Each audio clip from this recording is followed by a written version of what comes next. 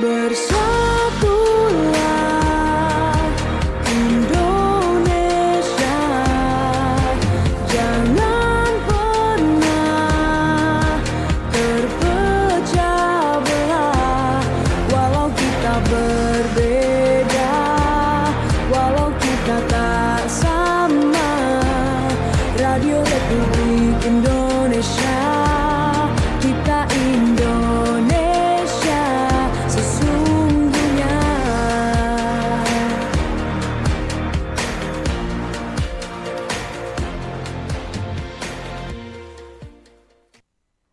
Ya baik, selamat pagi pendengar dan pemirsa dimanapun Anda berada. Senang sekali saya Noni Oktavia bisa kembali menemani Anda dalam program Sulut Bicara edisi hari ini Senin 27 April 2026 dengan topik transformasi Bansos menuju era baru penyaluran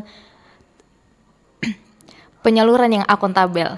Baik pendengar dan pemirsa, sebelum kita membahas lebih lanjut terkait dengan transformasi Bansos ini, perlu diketahui bahwa program ini merupakan program dari pemerintah pusat terhadap digitalisasi Bansos ke sekitar 40 sampai 41 kabupaten atau kota pada tahun 2026.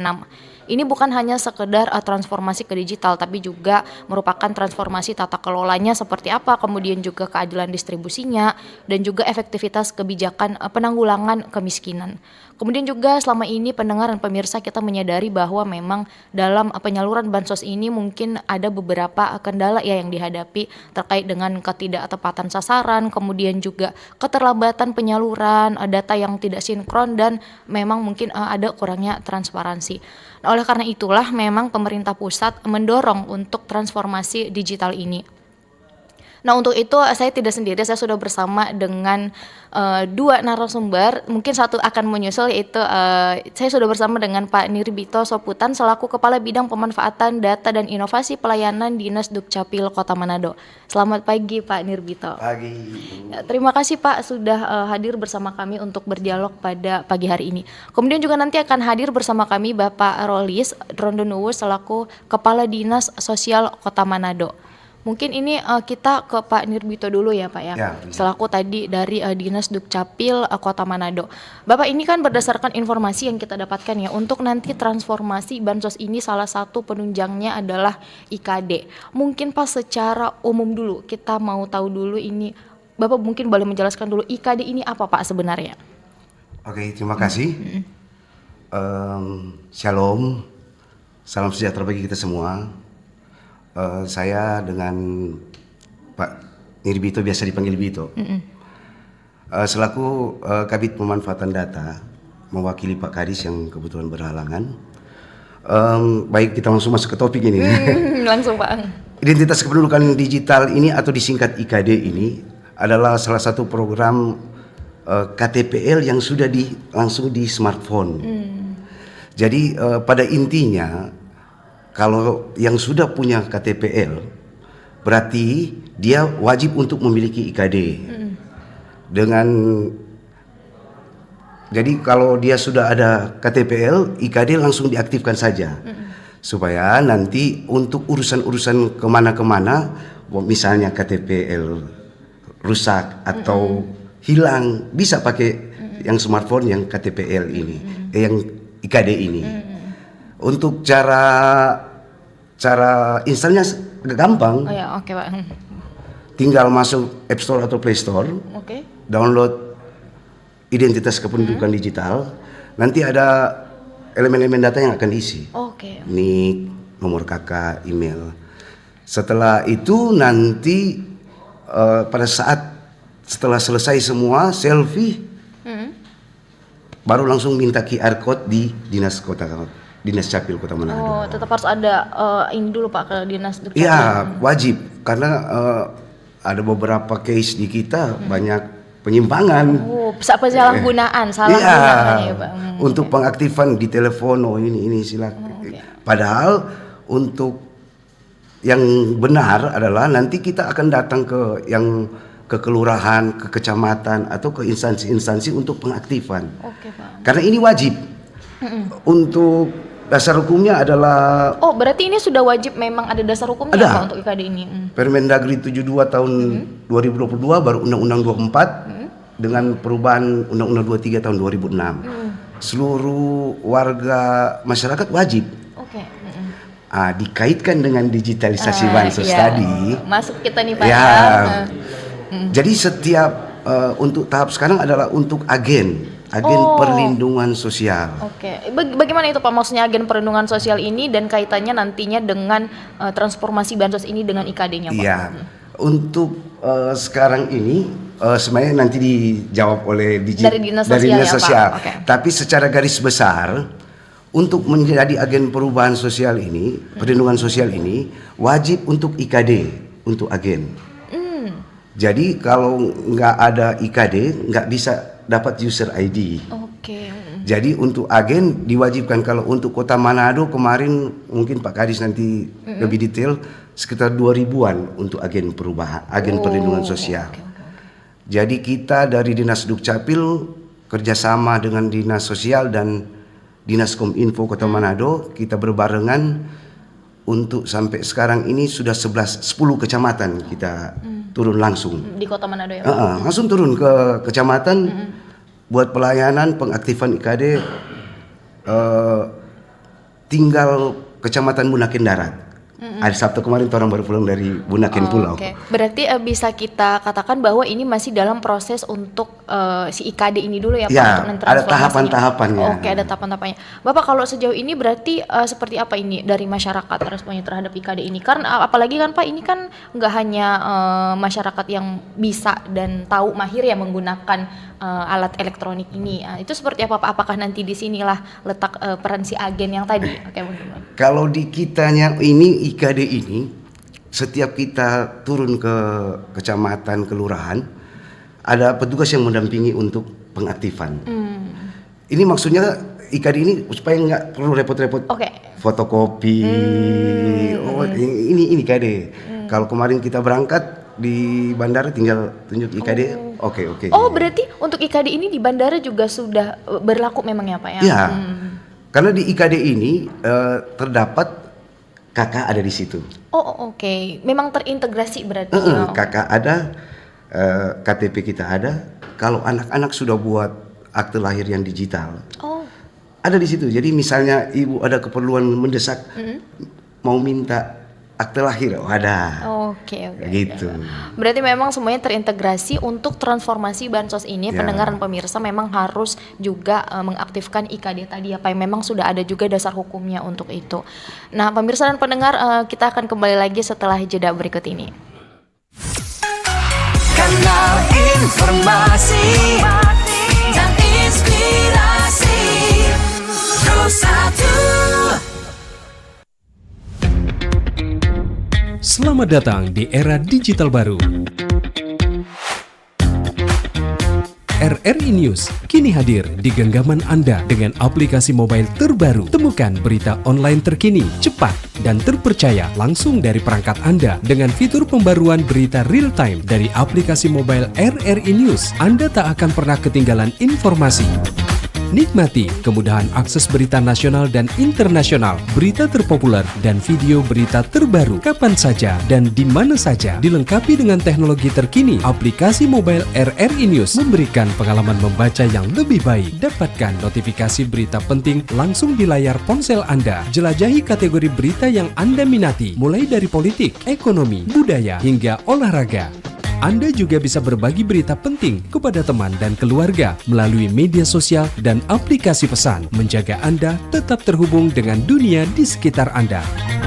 Memiliki jaringan lebih dari 80 microsite tersebar dari Sabang sampai Merauke, serta memiliki tren pembaca yang semakin meningkat. RRI News menghadirkan liputan berita terlengkap dan terkini dari seluruh Indonesia.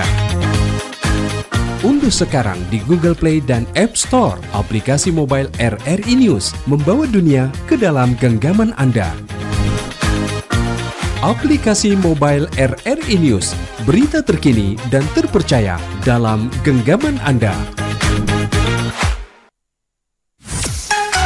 Kanal informasi dan inspirasi Pro1. Baik pendengar dan pemirsa, terima kasih masih bersama kami dalam program Sulut Bicara terkait dengan transformasi Bansos menuju era baru penyaluran yang akuntabel. Masih bersama kami dengan Pak Nirbito tadi dari Kepala Bidang Pemanfaatan dan Data Inovasi Pelayanan Dinas Dukcapil Kota Manado, dan juga sudah bergabung bersama kami Bapak Rolis Rondonu selaku Kepala Dinas Sosial Kota Manado. Selamat pagi Pak Rolis. Selamat pagi kembali. Ya, terima kasih Bapak sudah hadir bersama kami untuk berdialog pada pagi hari ini terkait tadi transformasi Bansos tadi ya Pak. Tadi kita sudah berbincang-bincang dengan Pak Bito terkait IKD tadi ya, bagaimana akhirnya IKD ini nantinya yang akan salah satu penunjang untuk transformasi Bansos ini. Pak Kadis, mungkin sebelum kita menuju ke transformasi ini boleh kita tahu gambaran dulu mungkin terkait dengan Bansos di Kota Manado ini seperti apa Pak berarti penyalurannya? Kalau terkait dengan penyaluran Bansos sampai dengan saat ini yang dari Kementerian Sosial dari pusat itu masih dan sudah berjalan. Yang tahap awal itu Januari sampai dengan Maret sudah selesai. Nah ini sudah tahap evaluasi dan saat ini juga sudah akan masuk pada tahap 2 yaitu April, Mei, Juni. Jadi nanti bantuannya itu akan langsung masuk ke rekening yang bersangkutan. Jadi jenis bantuan dari Kementerian Sosial dalam bentuk fresh yaitu masuk ke rekening KPM keluarga penerima manfaat, tidak dalam bentuk tunai. Jadi langsung masuk ke rekening yang bersangkutan. Bapak ini berarti apakah sudah berjalan transformasi ini atau masih dalam tahap perencanaan gitu Pak? Nah kalau berkaitan dengan transformasi digital, ini adalah merupakan program dari pemerintah pusat, di mana pemerintah mencanangkan Indonesia ke depan sudah menggunakan digitalisasi Bansos. Nah salah satu dari 42 daerah kabupaten provinsi se-Indonesia di mana Manado menjadi salah satu pilot project. Pak. Nah itu kami bersyukur, tetapi suatu tantangan bagi kami di mana kami menjadikan pilot project. Nah dengan maksud dari transformasi digital ini, harapan pemerintah, harapan kami, keluarga penerima manfaat itu akan lebih tepat sasaran. Iya Pak, benar. Nah, akan lebih tepat sasaran. Sudah barang tentu kolaborasi baik dari pusat maupun daerah, di mana di daerah itu kolaborasi antara Kominfo dengan rekan kami yang dari Capil ini, Pak Bito. Nah, tahap saat ini transformasi digital, yaitu dengan pembentukan agen. Langkah pertama, pembentukan agen. Dan kami di Kota Manado, pemerintah Kota Manado sudah merencanakan dan memasukkan itu kurang lebih 2.000 agen. Bapak ini kalau untuk agen ini apakah nanti ada target untuk sampai di bulan berapa kalau agen harus sudah rampung nih? Iya, betul. Memang ada ditargetkan. Target dari pusat itu minggu kedua bulan Mei itu sudah rampung, sudah selesai, sudah tersiap agennya. Berarti ini sedang gencar sekali ya Pak ya? Iya, ini kami dengan Dinas Dukcapil lagi sedang turun lapangan untuk pengaktifan IKD daripada calon-calon agen ini. Tahapan setelah terbentuk agen yang sudah memiliki IKD itu kurang lebih minggu kedua bulan Mei itu akan masuk pada tahap selanjutnya. Ya, tahap selanjutnya yaitu TOT untuk para agen itu. Turn of training pada saat nanti akan rekan-rekan agen ini untuk turun lapangan. Berarti itu yang mau saya tanyakan tadi sih Pak terkait dengan agen ini, apakah nantinya akan ada pelatihan untuk mereka karena kan sebagai pendamping ya Pak ya, sebagai pendamping untuk nanti misalnya orang-orang yang tidak mahir menggunakan IKD ini, karena kan seperti yang kita tahu IKD ini berarti full terintegrasi dengan teknologi ya Pak ya. Seharusnya seperti itu. Jadi diharapkan dengan IKD ini segala sesuatu khususnya bansos itu, jadi orang tinggal mengecek dari ID itu. Saya penerima bantuan, jenis apa yang saya terima, melalui penerbitan IKD itu, pengaktifan IKD itu akan ketahuan. Oh saya masuk saya masuk sebagai penerima dan jenis bantuannya ini. Oke. Kalau untuk sekarang Pak, berarti penyaluran bansosnya apakah sudah ada yang terintegrasi dengan IKD atau masih banyak yang manual Pak? Kalau dengan IKD saya kira masih manual. Manual dalam arti ini ya, kita kira, mohon maaf kalau saya keliru dengan Dukcapil. IKD ini mungkin lebih mempermudah nanti ke depan. Tetapi sebenarnya dengan ada KTP elektronik itu sudah langkah pertama sebenarnya. Karena penerima bantuan di seluruh Indonesia maupun khususnya di Kota Manado itu harus memiliki iKTP awalnya awalnya begitu dulu ya Pak. Karena segala jenis bantuan kita mengikuti NIK. Manakala NIK itu tidak cun dengan nama, maka akan dipending bantuannya itu dan akan diperbaiki. Nah, mungkin ke depan sudah melalui IKD ini akan lebih efektif. Itulah harapannya seperti itu ya Pak, karena memang agar semuanya terintegrasi. Oh ya Pak, berarti ini kita lanjut nih Pak. Apakah selama ini yang Bapak temui di lapangan sampai akhirnya juga pemerintah pusat mencanangkan untuk transformasi ini, bagaimana Bapak menemukan tantangan yang paling sering dihadapi nih Pak dalam pendataan penyaluran bansos ini? Kan mungkin bisa jadi ya ada data yang sebelumnya dia awalnya mungkin di desil berapa, kemudian berpindah, itu ada nggak Pak kemungkinan seperti itu? Kemungkinan terubah desil ada, karena penerapan dari pemerintah pusat, di mana dengan sistem yang tadinya DTKS, nah saat ini sudah DTSN, yaitu berdasarkan desil, pemeringkatan kesejahteraan, maksud dari desil itu. Nah, bisa saja KPM, keluarga penerima manfaat, pada triwulan pertama Januari, Februari, Maret, karena SK Menteri itu dia keluar per triwulan yang penerima manfaat ini. Nah, jadi bisa saja di triwulan 1 ini dia sebagai penerima, tetapi berdasarkan penilaian dari rekan-rekan BPS bersama-sama dengan PKH yang lebih berkompeten dalam perhitungan data, perhitungan data, tidak menutup kemungkinan dia berubah status ke depan. Mungkin tadinya dari desil 2 dia naik ke 5. Nah, kenapa dia naik ke 5? Mungkin menurut pengamatan dari rekan-rekan BPS dengan PKH, dia sudah ada perubahan ekonomi. Sebaliknya juga bisa saja di triwulan pertama dia mungkin masih ada desil 3, tetapi karena ekonominya sudah lebih melemah, turun lagi dia ke desil, bisa jadi kembali ke desil 1. Karena itu paling ada masalah juga, hambatan di penyaluran bantuan itu, di mana kami tidak pungkiri bahwa masih ada terjadi kekeliruan data, di mana yang seharusnya desil 6-10 yang dikatakan ekonomi mampu, dia berada pada ekonomi tidak mampu, harus menerima. Tetapi sebaliknya juga yang desil 1-2 yang harusnya dia sudah mampu, tetapi kenyataan di lapangan dia itu sudah mampu, harusnya dia naik ke desil 6 ke atas. Nah, itu data terupdate terus oleh rekan-rekan BPS dengan PKH di lapangan. Jadi tidak menutup kemungkinan berubah-berubah desil. Makanya itu terus di ini ya Pak, secara real time ya. Nantinya berarti itu juga akan terintegrasi ke IKD tadi Pak? Itulah salah satu program pemerintah pusat dalam hal ini, di mana Kota Manado Pilot Project salah satunya. Diharapkan melalui IKD ini penerima bantuan sosial itu akan lebih tepat sasaran. Itu sih harapan pemerintah. Dan kami berharap juga itu bisa dapat benar-benar berjalan dengan efektif. Oke, baik Pak Rolis. Ini kita ke Pak Bito dulu, Pak Bito. Ini kita sudah berbincang-bincang dengan Pak Rolis tadi ya terkait dengan seperti apa saat ini untuk penyaluran bantuan sosial, kemudian sudah sampai tahap di mana. Ini saya mau ke Dukcapil dulu Pak. Berarti kalau dari Dukcapil sendiri untuk kesiapan terhadap IKD ini mungkin dari sisi teknologinya ya Pak ya. Seperti apa Pak kalau dari Dukcapil sendiri? Jadi untuk aplikasi ini nanti dia pakai face recognition. Itu dibandingkan dengan data perekaman, data biometrik kita.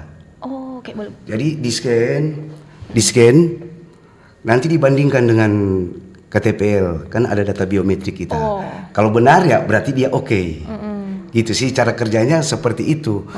Makanya kemarin Pak Kadis kita ayo kita turun ke kecamatan. Jadi sebagai laporan tinggal satu kecamatan saja, Pak. Oke. Bunaken Darat. Oh, Ya, iya. ini yang Next time ya, Pak ya. Kayaknya minggu ini kita harus, Oke. karena Harus sesuai di-push penunjuk ya. Pak Wakil ya kemarin. Awal bulan sudah ada laporan Iya. selesai semua. Oke. Oke, Bapak. Sebenarnya kan tuh mohon izin. Oh Bu. iya, silakan Pak. Ini kan rekan kami dari Capil ini sesuai dengan program transformasi ini, cikal bakal untuk pengaktifan IKD ini bukan cikal bakal ya, diharapkan melalui agen terlebih dahulu ya. Iya, benar. Tetapi kemudian selanjutnya harapan pemerintah masyarakat juga harus memiliki IKD. Ya. Oh iya. Karena masyarakat dalam hal ini penerima bantuan yang sering disebut KPM, ya dia sudah harus wajib menggunakan IKD, sehingga dia seperti yang saya sampaikan tadi, sehingga dia udah tahu, oh iya kita penerima ini. Biasanya kalau dapat IKD bisa dapat user untuk perlindungan sosial. Oh, yang perlindungan sosial. Masyarakat bisa ajukan mandiri. Oke. Iya. Berarti Pak sebenarnya IKD ini bukan hanya untuk masyarakat penerima manfaat ya Pak ya? Semua. Semua. Seluruh wajib. Hanya saja dengan IKD ini nantinya akan terintegrasi dan membantu dalam penerimaan bansos ini. Iya, gitu ya, Pak. iya. Maksudnya biar kita tidak salah mengartikan nih, nanti kan orang mengiranya oh berarti hanya untuk masyarakat yang penerima bantuan nih untuk IKD. Berarti tidak ya Pak ya? Semua. Justru wajib, malahan semua wajib. diharapkan seluruh sehingga bisa kita melihat monitor melalui Oke. IKD. Oh iya, benar, benar. Orang ini berkategori tidak layak. Iya, betul. Oke, baik Bapak, ini kita kembali ke Pak Arolis dulu ya Pak ya. Tadi Pak Arolis juga sudah menyinggung ya terkait dengan data tunggal sosial ekonomi nasional ya sebagai basis data utama. Untuk saat ini sudah menggunakan itu berarti Pak untuk DTSN ini? Sudah. Oh, oke. Jadi DTSN ini kita sudah menggunakan sejak 2025. Pertengahan. Oke. Itu berdasarkan Inpres 4 dan 8 di mana DTSN ini adalah merupakan suatu dasar dan kewajiban bagi kementerian, lembaga dan pemerintah daerah dijadikan dasar dalam pemberian bantuan bagi keluarga penerima manfaat. Nah, saat ini sudah berjalan. Oke Bapak, berarti sudah berdasarkan dengan DTSN tadi ya untuk ini bantuan sosial. Iya, betul. Oke. Baik, kita kembali ke Pak Bito ya Pak ya. Tadi terkait dengan IKD karena memang akar dan awalnya ini dari situ dulu Pak nih, dari IKD ini dulu. Bapak kalau untuk keamanan data kependudukan di IKD ini seperti apa Pak? Apakah sudah kita bisa mempercayakan nih data kita ke IKD ini Pak? Untuk keamanan itu dijamin oleh Dirjen, aman sekali. Jadi karena apa aman? Satu orang satu user Oke. untuk IKD. Jadi wajib untuk smartphone-nya sendiri-sendiri. Nggak bisa pakai orang lain punya. Oh berarti tidak bisa pakai smartphone orang lain. Oke. Karena nanti dia waktu pengaktifan, sekalian saya bilang cara pengaktifannya. Oke, Pak. Tinggal download di smartphone. Oke. Identitas kependudukan digital. Di situ ada elemen-elemennya. Prosesnya diisi semua, email sendiri. Oke. Nanti dia masuk ke terakhir, sebelum terakhir dia ini selfie.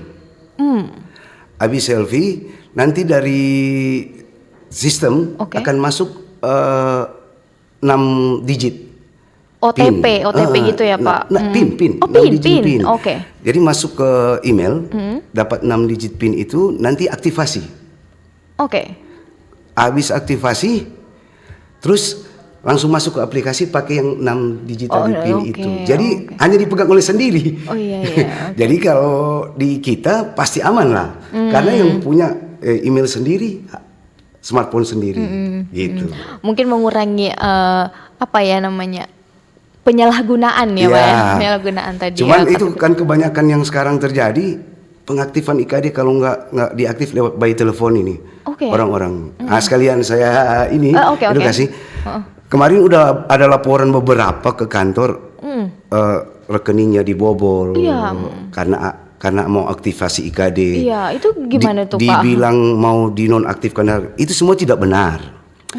Jadi untuk pengaktifan IKD itu di kita itu di Dinas Dukcapil ada 2 pelayanan sekarang, yang di Mall Pelayanan Publik dan di Kantor Wali Kota.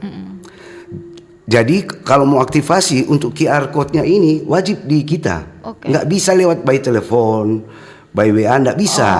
Jadi harus bersangkutan datang QR langsung aktif. Jadi sebagai informasi, udah banyak kejadian datang ke kantor tapi kita nggak bisa bikin apa-apa. Iya, karena bukan dari kita. Iya, benar, gitu. benar. Berarti ya pendengar dan pemirsa, sebagai informasi ketika nanti aktivasi IKD tadi ya Pak, untuk QR kode tidak melalui telepon ataupun WA, tapi memang langsung ke Dinas Dukcapil, mungkin untuk wanti-wanti ya untuk nantinya. Karena IKD kita pasti turun kalau memang masyarakat butuh, biasanya pihak kelurahan datang, kita ada pelayanan PDKT namanya, PDKT Capil. Langsung ke kelurahan, PDKT sekali ya ke Pak. Kecamatan. Ya. Sangat PDKT sekali ini memang pendekatannya. Baik Pak Bito, terima kasih. Tadi terkait dengan IKD ya, Pak Bito sudah menjelaskan seperti apa tahapannya, sangat rinci sekali, mulai dari bagaimana kita mendownload ya dari App Store ataupun dari HP kita. Baik, kita kembali ke Pak Kadis. Pak Kadis, terkait tadi kan ada juga nih untuk agen ya Pak ya, untuk nanti agennya. Ini kita boleh tahu nggak Pak, agen ini nantinya perannya akan seperti apa dalam transformasi bansos ini? Jadi tahap awal pembentukan agen, kemudian setelah dibentuk agen, para agen ini wajib memiliki IKD. Dengan harapan melalui para agen ini yang akan membantu dalam pendataan bagi masyarakat. Mereka mendata semua Bu, mereka mendata semua, mau dia yang layak penerima bantuan maupun tidak layak, tetap didata. Nanti melalui setelah dia pendataan itu, nanti ada mekanisme atau sistemnya itu langsung ke pusat hasil pendataannya. Nanti dari pusat yang menghitung menggunakan rumusnya dari khususnya dari BPS ya, rekan-rekan BPS itu yang akan menghitung, mengkaji yang mana keluarga ini masuk pada desil berapa, desil 1 sampai 5 atau 6 sampai 10. Nah inilah tahapan awal diharapkan dari rekan-rekan agen yang akan membantu dalam hal pendataan melalui IKD. Jadi itu peran dari IKD ini ke depan.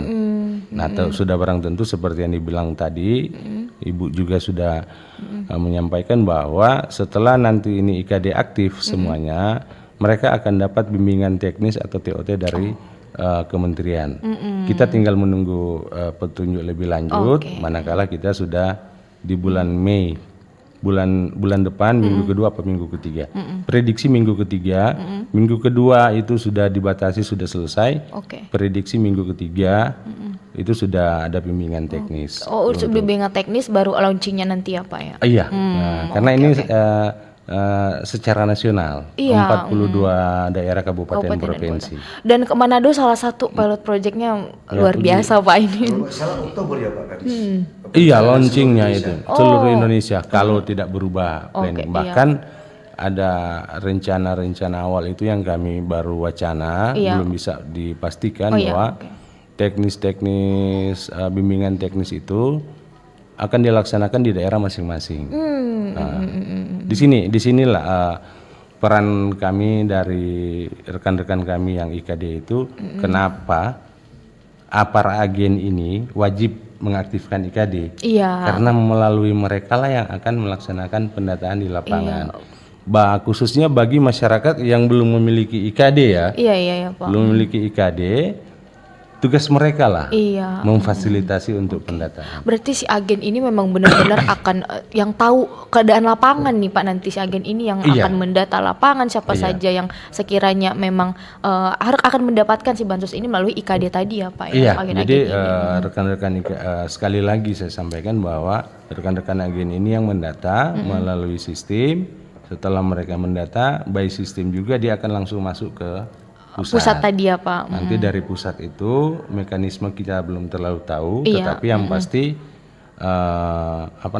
yang menghitung, yang mengklarifikasi bahwa yang bersangkutan masuk dalam keluarga desil berapa, desil berapa, itu adalah rekan kita di pusat, dalam hal ini BPS.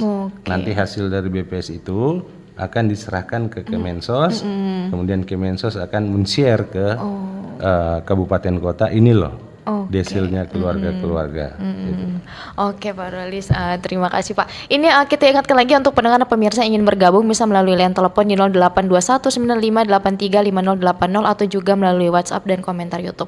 Ini sudah ada telepon masuk. Iya, halo, Sulut Bicara. Halo, selamat pagi. Ya, selamat pagi. Halo. Ya, halo, dengan siapa di mana Pak? Dengan Cliff dari Motor Intel. Ya, silakan Pak Cliff. Pelan ya, radio apa? Dikencangkan supaya keluar di radio suara para penelpon. Iya, baik. Begini Pak, selamat pagi untuk narasumber ya dari Dari Dinas Sosial dan Dinas Dukcapil Pak. Ya. Iya. Tadi saya dengar begini, satu user satu handphone kan? Apa betul itu bisa efektif? Karena kita pikir kok begini Pak. Oh ternyata boleh ganti-ganti. Kita bisa masuk sampai user bisa aktif atau bisa mau daftar. Ternyata sama dengan Telkomsel, maaf ya. Sebut merek saja nggak apa-apa ya, provider. Telkomsel juga kan satu akun satu handphone, tidak boleh pindah-pindah begitu kan? Apakah ini kan masih mau launching kan? Apakah ini kira-kira ini efektif atau kira-kira tetap ada kendala Pak? Jadi begini, mungkin setiap 6 bulan ada evaluasi, lihat dulu. Ketika banyak komplain dari masyarakat berarti ini aplikasi ini tidak jalan, tidak efektif, ya kan? Iya. Apalagi ini menyangkut tentang digital untuk penerimaan manfaat ya. Pendataan itu siapa? Pertanyaan kami begini, yang mendata itu siapa? Dan kriterianya itu seperti apa? Dan bagaimana ya? Jangan berpikir begini, Kang. Oh, itu rumah bagus. Ternyata kasih peninggalan. Itu kan harus detail. Ada motor. Ternyata untuk motor dipakai untuk berusaha, bekerja, ojek atau dan lain sebagainya kan, menunjang perekonomian. Atau ada televisi, ternyata televisi itu diberi oleh dinas. Jangan langsung lihat dulu begitu ya Pak ya, karena kan ada kriteria juga. Yang penting jangan karena satu warna ya, atau ada kekeluargaan, atau ada hubungan emosional, atau cari muka. Itu yang pertama, dihilangkan stigma begitu ya, pemikiran begitu. Jadi saya mau bertanya kepada Bapak, ini kira-kira ini pengawasannya itu seperti apa? Karena begini ya, contoh saya di Motoling, yang mendapat itu KPM itu keluarga penerimaan 200. Antara dia kurang atau lebih. Berarti kesalahan siapa? Operator atau dari dinas? Jadi kira-kira apa sanksi yang harus diberikan oleh harus ada sanksi Pak. Karena ada kontrol juga di situ kan. Siapa yang mengontrol itu? Jangan-jangan titipan tolong nang kasih masuk di KP nama. Padahal dia nak masuk di DTSN begitu. Keluarga penerimaan manfaat istilahnya orang miskin, orang yang layak. Jadi betul-betul memang layak Pak. Karena masih saja terjadi, siapa dia keluar DP nama, padahal dia keluarga mampu mapan. Jadi tolong jelaskan secara detail, karena ini saya tahu ini pasti tidak, maaf ya, bukan saya pesimis. Karena saya juga tahu kan DTSN juga kan sudah ada data tunggal sosial ekonomi nasional, kenapa tidak merujuk ke situ kan? Kenapa ini lari sendiri lagi? Nanti tumpang tindih. Berikut, kalau sudah bantuan, jangan melihat bantuan. Lihat orang yang produktif, tolong dihilangkan. Mesti itu orang-orang yang betul-betul menerima, Pak. Jangan orang yang produktif, masih layak kerja, sudah bantuan. Akhirnya kasih manja ke masyarakat. Tolong jelaskan mungkin cuma baik, itu Pak nanti. Cliff. Pasti Bapak kedua narasumber itu sudah tahu maksud dan tujuan saya. Itu saja, terima kasih. Oke, Selamat pagi. baik Pak Cliff, selamat pagi. Apakah masih ada penelpon? Oke, mungkin belum ada penelpon ya untuk pagi hari ini lagi setelah tadi Pak Cliff. Oh, ada telepon masuk lagi. Baik, kita angkat dulu ya untuk penelpon kedua. Baik, selamat pagi Sulut Bicara. Oke, baik, terputus kembali ya. Baik pemirsa dan pendengar, tadi mungkin kita bisa lanjut lagi untuk penelpon ya. Ini saya meringkas terkait dengan pertanyaan dari Pak Cliff dari Motoling ya Pak ya. Ini tadi yang pertama itu terkait dengan penggunaan IKD tadi, satu user tadi satu handphone ya seperti yang dijelaskan Pak Wito tadi. Apakah ini akan efektif untuk nanti penggunaannya? Kemudian terkait dengan tadi Pak Cliff sempat menyampaikan untuk evaluasi mungkin nanti setelah adanya ini, apakah nantinya ada evaluasi dulu untuk pelaksanaan ini? Kemudian untuk pendataan siapa ini mungkin maksud Pak Cliff ini terkait dengan agen tadi ya berarti ya. Ini kriterianya seperti apa? Kemudian pendataannya itu seperti apa, dan untuk penerima bansos ini pendataan penerima bansosnya. Kemudian tadi terkait dengan Pak Cliff mengatakan secara detail ini seperti apa sebenarnya untuk pendataan ini dari DTSN tadi. Sebenarnya tadi kita sudah sempat menyinggung ya Pak ya, ini juga berdasarkan DTSN tadi dan juga nanti kembali ke pusat dan pusat nantinya akan menghitung seperti apa untuk penerima bansos ini. Mungkin secara detailnya seperti apa, kemudian kalau misalnya ada kesalahan yang terjadi, tidak luput ya dari kesalahan ini, apakah ada memang sanksi yang diberikan? Mungkin itu tadi pertanyaan, kita ke Pak Kadis dulu mungkin ya Pak ya tadi. Baik, terima kasih. Saya langsung merujuk terkait dengan Evaluasi tadi ya Pak. penerima bantuan. Nah, pertama kalau untuk IKD mengenai akun itu mungkin dari Dukcapil. Pertama untuk Pak Cliff, terima kasih Pak Cliff. Pertama untuk penerima bantuan dalam hal ini DTSN itu dievaluasi sepertinya. Dievaluasi per 3 bulan, per triwulan. Nah, per triwulan jadi akan ada SK-SK terbaru untuk penerima manfaat.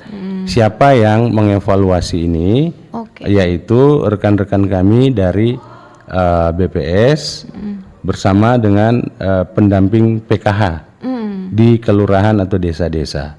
Nah, melalui mereka juga yang akan mengupdate bahwa yang bersangkutan sudah berkategori mampu atau yang bersangkutan sudah meninggal atau yang bersangkutan pindah atau yang bersangkutan masih berhak, bahkan bisa saja turun karena putaran ekonomi masyarakat khususnya keluarga kita yang masyarakat rentan dan miskin itu kan tidak menentu ya. Tentu diharapkan dengan bantuan pemerintah ini minimal mampu bertahan atau bahkan meningkat untuk strata ekonominya. Kemudian yang berikut masalah pendataan ya. Iya Pak, pendataan tadi. Masalah pendataan berkaitan dengan transformasi digital ini Pak Cliff. Inilah rekan-rekan kami yang dibentuk agen. Ini berbicara untuk ke depan ya, terkait dengan IKD dengan transformasi digital. Melalui rekan-rekan inilah para agen ini yang akan turun ke lapangan untuk pendataan. Nah, seperti yang saya sampaikan tadi bahwa mereka mendata menggunakan digitalisasi melalui IKD. Nah, nanti sistemnya itu ya langsung masuk dalam aplikasi, kemudian langsung berproses ke pusat. Nanti penentuan dari pusat bukan berarti setelah rekan-rekan agen ini mendata kemudian sudah langsung masuk ya, tidak. Setelah dia data, dia lari ke pusat datanya, kemudian dari pusat akan menurunkan tim lagi, menurunkan tim lagi untuk ground check. Benar-benar. Teman-teman konfirmasi ini, ulang ya Pak. Dia. Jadi setelah agen mendata ke pusat, nanti dari pusat menugaskan rekan-rekan BPS dengan pendamping PKH untuk ground check ke lapangan. Benar enggak nih usulan-usulan dari pendataan agen? Nah, itu dari setelah ground check itulah akan keluar hasilnya. Nah, terkait dengan item atau variabel-variabelnya, itu Pak Cliff ada. Itu sudah pasti akan ada variabelnya, tetapi nanti di TOT Bu ya lebih rincinya. Cuman sedikit gambaran bahwa kami merasa bahwa variabel-variabelnya itu kurang lebih sama dengan saat ini Bu. Di mana saat ini pengusulan DTSN kan kami juga dari Dinas Sosial khususnya di Kota Manado melalui operator kelurahan selalu mengingatkan untuk mengadakan pengusulan tiap bulan, pengusulan warga penerima KPM. Ini sekaligus informasi juga buat masyarakat Kota Manado bahwa di Kota Manado itu saya rasa sama se-Indonesia pengusulan DTSN dilaksanakan setiap bulan berjalan. Memang real time setiap bulan ya Pak? Setiap bulan berjalan, yaitu tanggal 1 sampai dengan tanggal 10. Setiap awal bulan ya berarti? Setiap awal bulan, itu rutin. Dan itu kami melaksanakan sampai dengan saat ini. Di mana dari pengusulan itu ada 39 item, 39 variabel yang harus diisi oleh... Sebagai indikator penilaian tadi ya Pak berarti? Di mana item-itemnya itu misalnya tanah milik siapa, rumahnya itu rumah siapa, baru rumahnya beton atau apa, kemudian harus ada foto tampak samping kiri kanan. pendapatannya bagaimana, anaknya di mana. Oke. 39 variabel itu yang wajib diisi dalam pengusulan DTSN saat ini. Dan ke depan melalui digitalisasi ini, digitalisasi bansos ini, variabelnya saya kira kurang lebih sama, Bu. Oh iya benar. Pasti dia akan memakai variabel itu. Iya. 39 apa 42. 42 variabel itu yang wajib diisi. Makanya manakala ada untuk pengisian variabel itu, jawablah dengan jujur. Karena nanti berpengaruh terhadap berpengaruh ini ya, nantinya. Pak. Dia akan Benar-benar. berpengaruh dalam penetapan itu. Oke. Yang berikut untuk Pak Cliff dan warga seluruh khususnya Kota Manado, kami juga berharap masyarakat secara umum adalah merupakan menjadi pengawas. Iya. Dalam hari ini manakala ada yang menurut Bapak Ibu yang seharusnya tidak layak, iya benar. mohon berikan masukan. Oke. Kemudian bisa juga menyanggah seperti yang disampaikan Pak Bito tadi. Oke. Kami DTSN ini pemerintah juga memberikan kesempatan bagi masyarakat untuk mendaftar sendiri ya. Tidak wajib harus datang ke kelurahan. Iya. Melalui operator kelurahan. Bisa saja mendaftarkan sendiri melalui aplikasi Cek Bansos. Tetapi saran kami kalau untuk mendaftarkan sendiri memang lebih efektif untuk ke operator kelurahan. Dan berikut, nah ini yang saya berharap juga sebagai pengawasan masyarakat, di mana pemerintah juga memberikan kesempatan kepada masyarakat untuk menyanggah. Iya.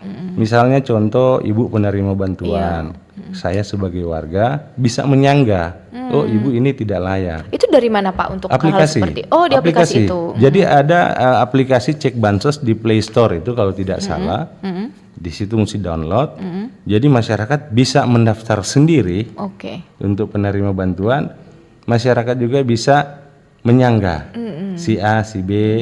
Ya sudah barang tentu untuk menyanggah harus ada bukti ya objektif juga ya Pak. Karena dia juga akan meminta identitas penyangga itu siapa. Benar. Karena begitu disanggah, pasti akan ada perintah dari pusat, BPS atau pendamping PKH, cross check, ini ada informasi si A, si B, si C ini. Iya betul. Tidak layak, segera untuk di ground. Berarti tidak semerta-merta langsung diputuskan ya Pak dari tadi awal juga ketika sudah si agen-agen ini misalnya sudah mendata kemudian dikirimkan itu tidak semerta-merta harus di ground check lagi tadi kembali itu ya Pak. Tidak serta-merta setelah teman-teman agen ini mendata kemudian dia sudah mendapatkan desil ya. Tidak.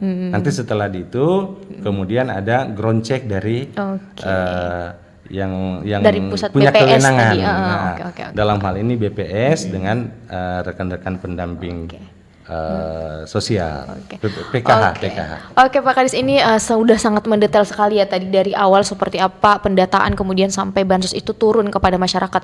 Kita mau beralih ke Pak. Iya oke silakan. Akun mengenai IKD, akun IKD itu patut digarisbawahi bahwa IKD ini beda dengan user perlindungan sosial nanti. Perlinsos tadi. Iya, beda. IKD ini adalah produk Dukcapil yang wajib di setiap warga wajib. Oke. Salah satu untuk mendapatkan user perlinsos harus IKD dulu. Jadi itu harus dibedakan. Oke. Kalau kemarin tahap awal untuk kita support ke dinas sosial yaitu kita minta data desil 1 sampai 10. Iya. Ya. Betul. Baru kita sinkron di Dirjen Adminduk. Untuk yang meninggal, yang sudah pindah, yang tidak aktif lagi itu kita keluarkan. Jadi dapat dasar data penduduk dulu. Kota Manado. Nah, itu yang kita serahkan ke Pak Kadis. Gitu. Jadi itu beda. Jangan sampai orang pikir kalau ada IKD sudah ada Perlinsos. Oh, ternyata itu adalah jembatan untuk ke Perlinsos tadi ya, Pak. Jadi nanti kalau kemarin sempat kita bicara dengan yang di Banyuwangi yang sudah lebih dulu. Semua wajib untuk IKD supaya dapat user Perlinsos ini. Dan waktu dia dapat, dia bisa ajukan sendiri. Mau penerima bansos yang apa dia mau minta. Kalau nggak salah ya Pak. Selama dia memenuhi kriteria ya Pak ya. Nanti misalnya kalau kita lupa pegawai, waktu kita coba langsung tertolak. Iya gitu. Sistem langsung menolak ya. Jadi baik. beda IKD dan user perlinsos ini nanti tadi. ya. Oh, seperti itu. Berarti tadi Pak terkait dengan pertanyaannya Pak Cliff kan satu user satu handphone itu apakah efektif? Makanya kalau itu di IKD-nya efektif. Waktu misalnya handphonenya hilang, Iya. bisa download lagi, kita reset. Oke. Reset ini kan pakai Face ID. Iya. Nanti user ini dia satu-satu, Bu. Dia face recognition. Jadi waktu itu dia bandingkan dengan data perekaman di Capil. Kalau benar atau tidak, gitu. Supaya nggak salah sasaran ini. Iya benar-benar Pak, benar Pak. Oke, tadi sudah cukup selesai. Ini ada telepon masuk lagi Pak, sudah sangat lama menunggu mungkin ya beliau ya. Ya halo Pak, selamat pagi, selamat bicara dengan siapa di mana? Tabea. Ya, Tabea. Selamat. Iya, selamat pagi Pak. Dengan siapa di mana Pak? Pagi. Dengan Heri. Iya, silakan Pak Heri. Dari mana Pak? Saya dari Tateli. Oke, baik. Silakan Pak Tapi Heri. warga Kota Manado. Oke. Selamat, Pemegang KTP selamat pagi Manado. Bapak-bapak. Iya. narasumber. Oke, selamat pagi, kembali, Pak Pak. Heri.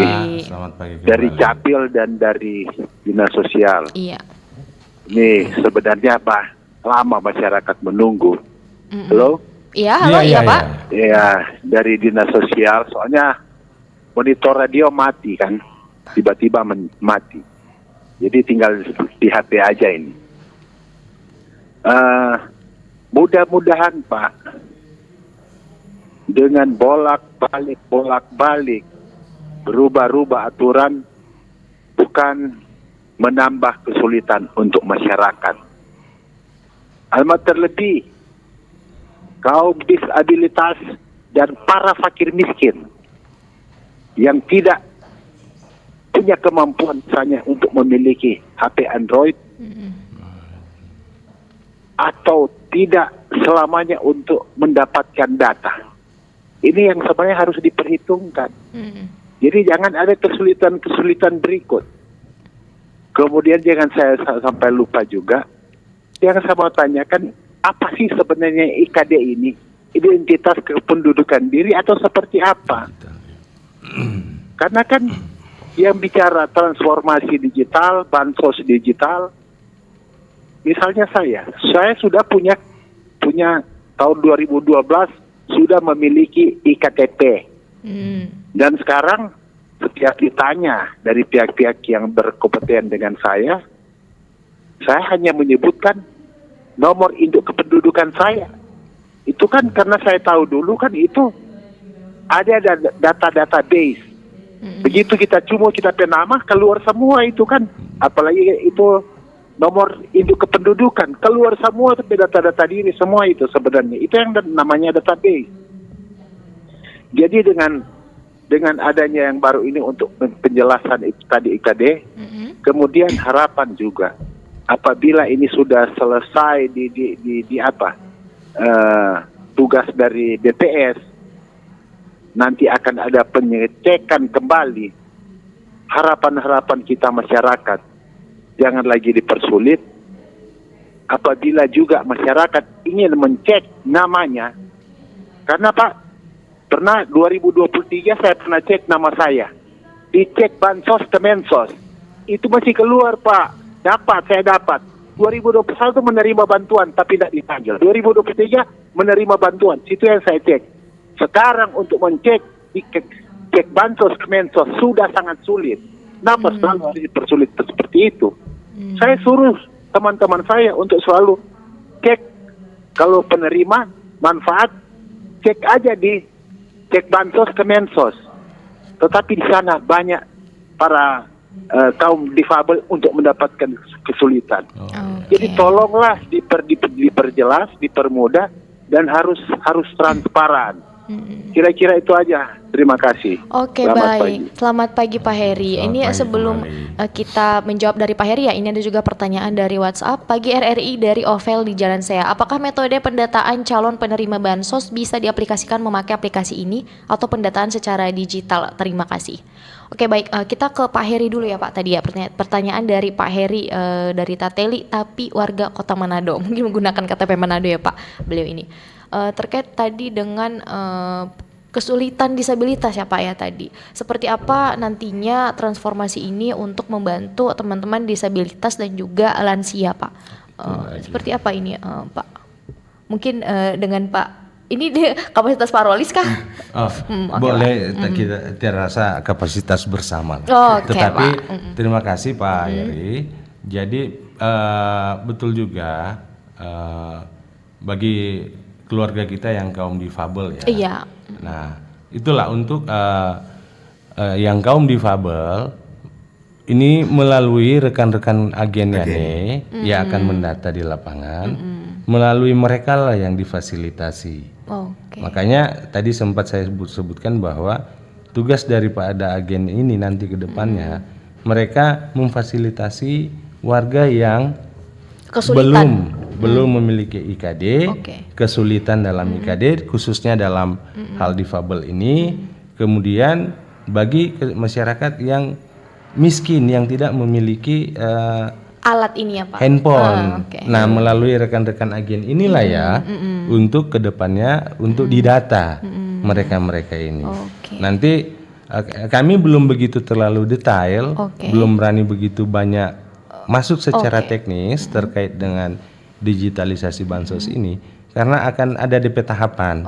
Ini kan masih dalam bentuk awal ya, Pak, kita juga agak sedikit enggan untuk berstatement atau memberikan informasi karena kami juga secara detail secara ini belum bisa masih perencanaan meyakinkan. ya Pak ya berarti kita ini. Karena kita masih dalam masuk dalam tahap pertama dalam pembentukan.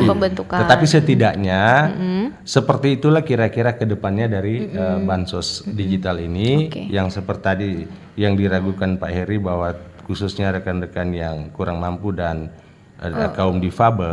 Nah, melalui rekan-rekan agen ini Pak Heri yang akan mendata yang kaum difabel dan bagi keluarga miskin yang tidak memiliki alat komunikasi. Misalnya opa yang nggak ada HP bisa difasilitasi oleh agen nanti. Makanya tadi diawali dari si agen ini dulu. Makanya tahapan pertama pun harus yang sudah rampung adalah agen ini dulu ya Pak ya. Nah, tadi kan saya sampaikan bahwa bagi masyarakat IKD ini juga memang tujuannya untuk seluruh seluruh masyarakat. Perlu dicatat ya Pak ya karena untuk tadi seluruh masyarakat. Begitu ya kira-kira. Cakil bahwa IKD ini disosialisasikan untuk seluruh warga masyarakat. Berkaitan dengan pemberian bantuan sosial yang digitalisasi melalui IKD ini, nah bagi mereka yang tidak memiliki handphone, kemudian difabilitas, kemudian kaum yang tidak memahami penggunaan alat komunikasi, nah melalui rekan-rekan agen inilah yang akan memfasilitasi pemendataan. Saya kira begitu Pak Heri. Baik Pak Rolis. Pak Bito, ini ada lagi nih pertanyaan sebenarnya tadi dari Pak Heri terkait dengan sebenarnya tadi kita sudah bahas ya apa sih IKD ini. Kemudian tadi Pak Heri beliau mengatakan sudah sejak tahun 2000 berapa ya beliau sudah memiliki IKTP. Kemudian seperti apa nanti integrasinya ke IKD ini Pak? Mungkin boleh dijelaskan. Jadi IKD ini identitas kependudukan digital. Jadi itu kalau yang KTPL fisik ya itu yang KTPL fisik. Kalau biasanya kita kemana-mana dompet bisa lupa. Tapi smartphone tidak pernah lupa. Kalau sudah install IKD, kalau misalnya diminta, ini ada, barcode aja. Misalnya ada keperluan kartu keluarga, di identitas kependudukan digital ini ada. Makanya kita bilang kalau memang untuk yang tidak mempunyai sama dengan tadi Pak Adis bilang, itu untuk masalah yang penerima bansos wajib IKD dulu. Baru nanti dapat user itu bisa ajukan sendiri misalnya mau terima apa karena kemarin sempat launching di waktu di Jawa sana Pak waktu dia coba pegawai negeri sipil misalnya mau mengajukan otomatis ya Pak otomatis tertolak gitu. Oke, berarti seperti itu ya Pak tadi ya, seperti apa akhirnya IKD. Tadi Pak juga sempat menyebutkan bahwa dalam IKD ini ada data-data lain ya Pak ya tadi, seperti akte gitu ya. Kalau untuk di dalam IKD itu ada KK, ada KTP, akte lahir anak-anak. Misalnya kalau ada keperluan tinggal buka ini. Jadi tidak perlu lagi bawa fisik, mau fotokopi lagi. Kan sekarang zaman QR. Oke. Iya gitu. Dan itu juga bisa mengurangi efisiensi anggaran Iya, juga ya Pak ya. mempersingkat. Tujuannya nanti ke sana juga, Iya, mempersingkat gitu. waktu, kemudian efisiensi yang tadinya mungkin kita perlu fotokopi apa segala macam, akhirnya semuanya terintegrasi. Oke, baik. Pak Kadis, ini juga tadi kan ada pertanyaan ya, kenapa ada kesulitan saat tadi ngecek nama untuk penerima bantuan? Ini sebenarnya seperti apa Pak? Masyarakat itu harus cek nama itu lewat apa dan kenapa ada kesulitan tadi dari Pak Heri? Baik, terima kasih Pak Heri. Memang prediksi kami mungkin ya, ini aplikasi cek bansos ini kan sudah ada sejak beberapa tahun kemarin. Iya. DTKS juga bisa, kemudian juga di saat ini DTSN bisa. Mungkin belakangan ini khusus aplikasi cek bansos ini prediksi ya, analisa kami bahwa perubahan sistem Pak Her, di mana dulu DTKS, kemudian sekarang sudah DTSN. Nah, kemudian mungkin tadi kan Pak Heri bilang bukan tidak bisa ya, bisa tetapi dalam arti lalot mungkin kali ya. Atau gini juga Pak, tadi ketika dicek namanya ada tapi kemudian tidak menerima bantuan itu gitu pas pengaplikasiannya mungkin Pak. Ya. Jadi kalau misalnya pada saat kondisi saat ini begitu Pak Heri atau siapapun yang mengecek bahwa saya tidak ada lagi penerima, itulah yang saya sampaikan tadi bahwa penerima KPM, penerima bansos ini dia setiap 3 bulan terupdate. Jadi misalnya si A triwulan yang lalu, tahun lalu dia menerima bantuan. Kemudian saat ini begitu dicek sudah tidak ada lagi namanya. Nah itu mungkin terupdate oleh sistemnya Pak. Bukan sistem, mungkin terupdate oleh dari pendamping. Mungkin penilaian mereka sudah berubah atau bagaimana. Tetapi tidak menutup kemungkinan juga faktor error dari itu ada.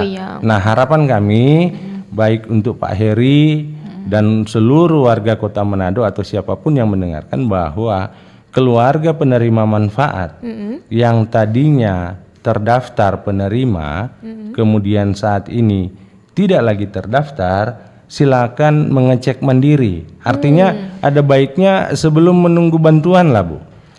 Jadi untuk warga sebelum bantuan pemerintah itu diberikan, ini kan sudah memasuki tahap kedua, triwulan kedua.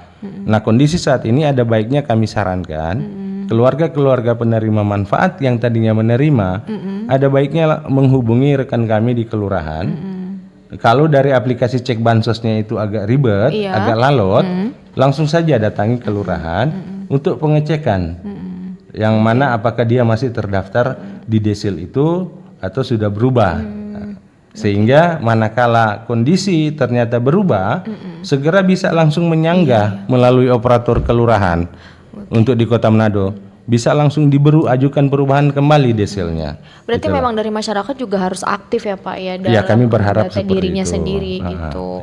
Karena kan yang tahu juga kondisinya dari masyarakat itu sendiri ya Pak untuk nanti. Khususnya keluarga-keluarga kita yang KPM ya, keluarga penerima manfaat ya. Bukannya kami tidak mau turun lapangan, tidak. Tetapi mari kita berkolaborasi sama-sama, saling mengingatkan. Nah pada kesempatan ini saya mengingatkan, jangan menunggu bantuan itu datang, baru kemudian orang mengecek, kita ketik senyanda. Nah ada baiknya sejak saat ini, mari orang sama-sama picek di operator kelurahan. Karena untuk warga Kota Manado, kita sudah memiliki operator kelurahan di 87 kelurahan. Jadi bisa mengecek di operator kelurahan bagi keluarga penerima yang kemarin-kemarin ya. Kita masih terdaftar desil berapa nih? Mudah-mudahan masih. Tapi kalau dia berubah desil kemudian ada pengeluhan, ya bisa segera langsung ajukan perubahan juga. Harus pengajuan perubahan gitu. Ditambah lagi memang tadi setiap bulan ya Pak, dari tanggal 1 sampai tanggal 10 untuk DTSN tadi ya, DTSN tadi memang ada itu pengusulan wajib. Itu wajib. Setiap bulan itu memang mekanisme rutin setiap bulan. Tetapi kalau untuk perubahan desil bisa saja sebelum tanggal itu bisa. Tetapi kalau pengusulan baru masuk sebagai keluarga penerima manfaat Nah itu di tanggal 1 sampai tanggal 10 setiap bulan berjalan. Oke, baik Pak Kades, terima kasih Pak untuk penjelasannya ya tadi terkait pertanyaan dari Pak Heri. Ini kita juga sudah di penghujung dialog kita pada pagi hari ini, tapi sebelumnya kita mau dengar dulu dari Pak Bito nih Pak, untuk terakhir Pak, untuk transformasi bansos ini dari Dukcapil sendiri Pak, seperti apa Pak kira-kira harapan Bapak untuk nantinya transformasi ini terkait juga tadi identitas kependudukan digital, silakan Pak. Kalau dari Dinas Dukcapil menyarankan untuk karena setiap kali ada perekaman untuk KTPL baru yang anak-anak yang baru 17, kita langsung IKD supaya kan mengurangi. Dan ini nanti kita akan sisir ke setiap kelurahan. Kalau kemarin 10 kecamatan Pak? 10 kecamatan. Nanti berikut ini ada program PDKT dari kita. Langsung ke kelurahan ini. Baru ada beberapa program yang di kita, kalau misalnya ada keluhan, ada aplikasi Sipandu namanya, sistem pengaduan terpadu. Ada nomor WhatsApp, kalau boleh dicatat 0852 4147 3947. Baru di kita ada inovasi Aladin, jadi kalau misalnya anak lahir di puskesmas, langsung dapat KK, akte, bersama kartu identitas anak. Sudah serba digital memang semuanya ya Pak ya. Jadi kalau waktu dia masuk di puskesmas yang melaksanakan persalinan, waktu dia pulang sudah dapat KK, akte lahir sama KIA. Baru ada inovasi kerjasama dengan pengadilan negeri dan agama. Kebanyakan misalnya salah nama di akte, sudah keluar ijazah beda nama. Nah, itu butuh penetapan. Itu kita bisa fasilitasi, datang ke Disdukcapil Kota Manado, bagi orang yang tidak mampu tolong fasilitasi dengan pengadilan. Gratis semua. Gratis dan sudah terintegrasi secara digital. Siap. Ya Pak Bito ya. Ya oke, baik, terima kasih Pak Bito. Sebelum mengakhiri bisa ada tambahkan? Oke Pak, silakan Pak. Terima kasih, mumpung ini ada kesempatan dari RRI sekaligus kami menginformasikan sekaligus sosialisasi ya terkait ini Bu. Digitalisasi bansos. Berikut yang kedua, dapat kami informasikan bahwa saat ini kondisi saat ini itu dari rekan-rekan BPS dengan pendamping PKH sementara melaksanakan ground out checking kepada keluarga-keluarga yang kemarin terjadi penonaktifan PBI. Yang kemarin itu masalah PBI ya Iya, Pak ya. Jadi dapat kami informasikan pada kesempatan ini bahwa kemarin yang dinonaktifkan warga Kota Manado kurang lebih 13 ribuan. 13 ribuan itu saat ini dari beberapa hari yang sebelum-sebelumnya itu sedang melaksanakan ground check. Ground check kepada 13.000 ini. Yang tadi PBI yang dinonaktifkan tadi ya Pak. Nah, itu kami koordinasi dengan BPS, pelaksanaannya itu sampai dengan tanggal 30 bulan ini. April ini.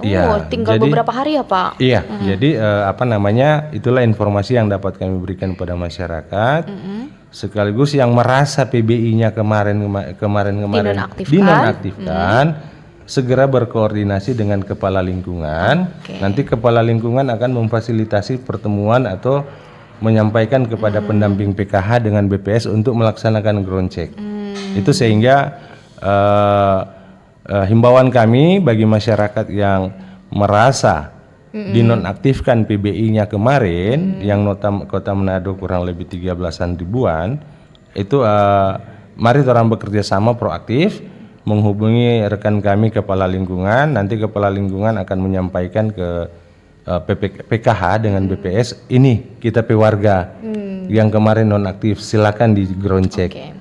Itulah tugas rekan kami di pemerintahan terbawah di kepala lingkungan untuk memfasilitasi keluarga-keluarga itu. Saya kira itu informasi yang dapat kami berikan dari pemerintah Kota Manado melalui Dinas Sosial.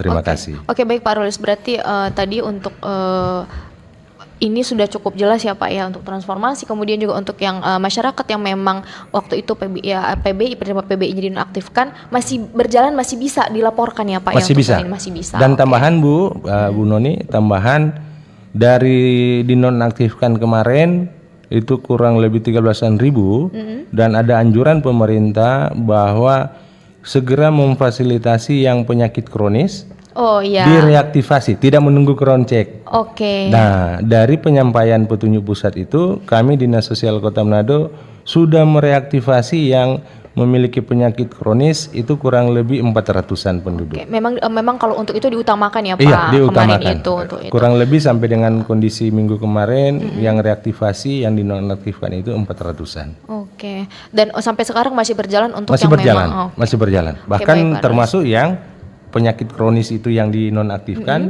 di luar daripada ground check ini, kami Dinas Sosial menerima untuk mereaktivasi. Oke, Iya. Oke baik Pak Rolis, terima kasih untuk bincang-bincang kita ya terkait dengan transformasi bansos menuju era baru penyaluran yang akuntabel. Kemudian juga terima kasih kepada Pak Nirbito yang sudah hadir bersama kami. Terima kasih kepada pendengar dan pemirsa yang sudah bergabung dan mohon maaf apabila masih ada yang belum bisa kami respon ya pertanyaan dan juga teleponnya. Saya Noni Oktavia pamit undur diri. Terima kasih.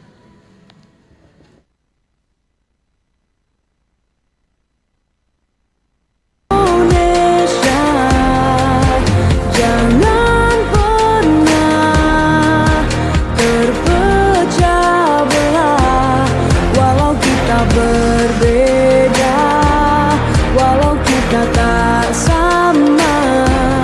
Radio Republik Indonesia.